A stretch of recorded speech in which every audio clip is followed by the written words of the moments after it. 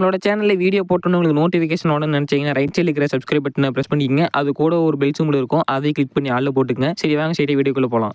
இந்த உலகில் அனைத்து விலங்கினங்களும் தங்களுடைய உணவை தானே தேடிக்கொள்ளும் அல்லது வேட்டையாடி உண்ணும். ஆடு மாடு உள்ளிட்ட விலங்குகள் புற்களை மேய்ந்து கொண்டு தங்களுடைய பசியை ஆற்றிவிடுகின்றது. ஆனால் இந்த நாய்கள் மட்டும் ஏன் மனிதன் கொடுத்தால்தான் உணவு உண்டு உயிர் வாழ முடியும் என்ற நிலை இருக்கிறது. உங்கள் வீட்டில் மணக்க மணக்க சமையல் தயாராகி கொண்டிருக்கும் போது உங்கள் வீட்டையே ஏக்கத்துடன் சுற்றி சுற்றி ஏன் வருகிறது? வீட்டிற்குள் இருந்து யாராவது வந்து அந்த உணவிலிருந்து ஏதாவது ஒரு சிறு பங்கை தூக்கி வீச மாட்டார்களா என ஏன் நப்பாசை கொள்கிறது? சாலையோர கடையிலோ தள்ளுவண்டி கடையிலோ நீங்கள் தின்பண்டங்களை ருசித்து கொண்டிருக்கும் போது கல்லை தவிர வேறு எதுவும் வந்து விழாதா என வெறித்து வெறித்து பார்த்து ஏன் இடையூறு செய்கிறது? குறிஞ்சி முல்லை என நகர்ந்து மருத நிலத்திற்கு மனிதகுலம் இடம்பெயர்கிறது. மருத நிலத்தில் ஆற்றங்கரையோரம் வயல்களை உருவாக்கி வேளாண்மை செய்து தனக்கான உணவை தானே உற்பத்தி செய்கிறது. குகையில் வாழ்ந்து பழகியவன் வீடு கட்டி வாழ பழகுகிறான். சிந்து சமவெளி மனித நாகரிகம் பிறக்கிறது. காடுகளில் இருந்து வந்த மனிதன் இன்று நாகரிக பொருளாதார சிந்தனை அறிவியல் குற்ற வளர்ச்சியில் உச்சத்தை எட்டிவிட்டான். தெரு நாய்களுக்கும் இதற்கும் என்ன சம்பந்தம் என்ற கேள்வி இந்த நேரம் உங்களுக்கு மூளையில் கசிந்திருக்கும். சொல்கிறேன் கேளுங்கள். ஆதி மனிதன் முதலில் மருத நிலம் நோக்கி வரும்போது அவன் மட்டும் வரவில்லை. தனக்கு பயன்படக்கூடிய தன்னால் அடக்கி ஆளக்கூடிய காட்டு விலங்குகளான ஆடு மாடு உள்ளிட்ட விலங்குகளையும் தன்னோடு அழைத்தே வந்தான். அவற்றுள் முதன்மையான விலங்கினம் நாய். ஆதி மனிதனுக்கு முதல் நண்பனே நாய்தான். நரி, ஓநாய், சென்னாய் குடும்ப வகையை சேர்ந்ததுதான் நாயும். அவற்றைப் போல நாயும் ஒரு வேட்டையாடும் காட்டு விலங்குதான். அவைகளுக்கு இருந்த எல்லா குணமும் நாய்க்கும் இருந்தது. ஒரு குணம் மட்டும் அதிகமாகவே இருந்தது. அதுதான் நாயை இன்று தெருவில் அலைய விட்டிருக்கிறது. அதுதான் அன்பும் நன்றியுணர்வும். அன்பால் வீழ்ந்த விலங்கினம்தான் நாய். எலித்தொல்லைகள் நமக்கு இருக்கும் வரை பூனை பாக்கியசாலிகள்தான். ஆனால் அன்பை தவிர வேறு எதுவுமே கொடுக்க முடியாததால் கைவிடப்பட்ட தெருவில் அலையும் தகுதியை நாய் பெற்றுவிட்டது. வேளாண்மை நேரம் போக மீதமுள்ள நேரத்தில் முயல், காட்டுப்பூனை போன்றவற்றை மனிதன் வேட்டையாட பொழுதுபோக்கிற்காக நாய் தேவைப்படுகிறது. இன்று வேளாண் செய்வதே போராட்டமாகவும் மீத்தேன் கையில், ஹைட்ரோ கார்பன், காவிரி உரிமை என போராட்டமே வேளாண் குடிமக்களுக்கு பொழுதுபோக்காக ஆகிவிட்டது.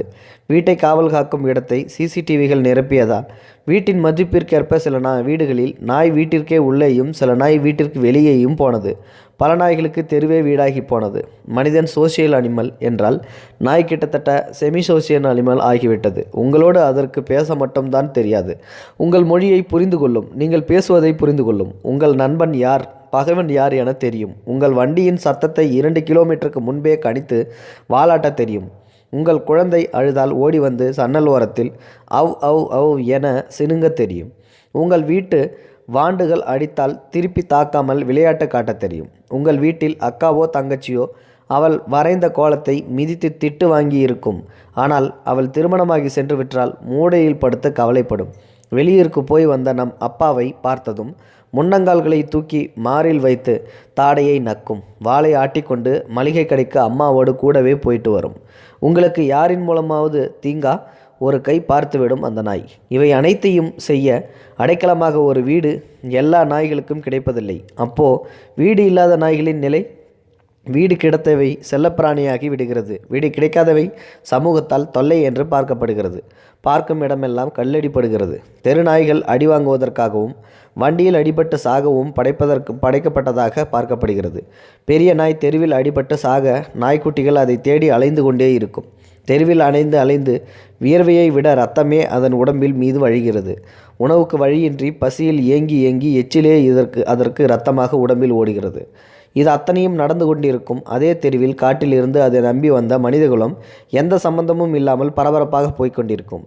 அவர்களுக்கு ஏறெடுத்து பார்க்க கூட நேரமில்லை என்பதை விட ஏறெடுத்து பார்த்தாலும் அலட்சியமே என்று மறுமொழியாக இருக்கும் என்பதை உணரும் தெருநாயின் நிலை என்னவாக இருக்கும்? ஒரு விலங்கை வேறொரு இடம் பெயர்த்து அடியோடு அதன் குணத்தை, உறவு முறையை மாற்றி வைத்தது யார் தவறு? அதற்கும் மாட்டுப்பாலுக்கும் என்ன சம்பந்தம்? அதை அவைகளுக்கு உணவாக கொடுத்தது யார்? தற்போது அவைகளுக்கு அதை தர மறுப்பது யார்?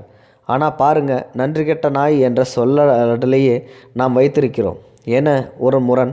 அவைகளுக்கு ஆதரவாக இருக்க வேண்டியது யார் கடமை? சுற்றுலாவிற்கு செல்லும்போது அங்குள்ள விலங்குகளுக்கு உணவு கொடுக்க வேண்டாம் என சொல்வது இதற்காகத்தான்.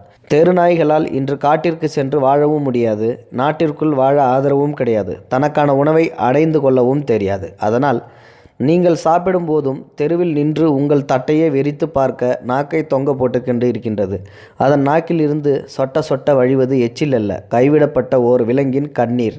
உங்கள் உணவை பரிமாறி அதை துடையுங்கள்.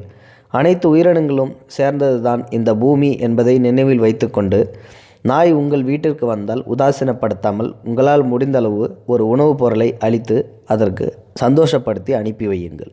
இந்த வீடியோ பிடிச்சிருந்தால் லைக் பண்ணுங்கள், உங்கள் ஃப்ரெண்ட்ஸுகளுக்கு ஷேர் பண்ணிவிடுங்க. கூடவே நம்ம சேனலையும் சப்ஸ்கிரைப் பண்ணி விட்ருங்க. தேங்க்ஸ் ஃபார் வாட்சிங்.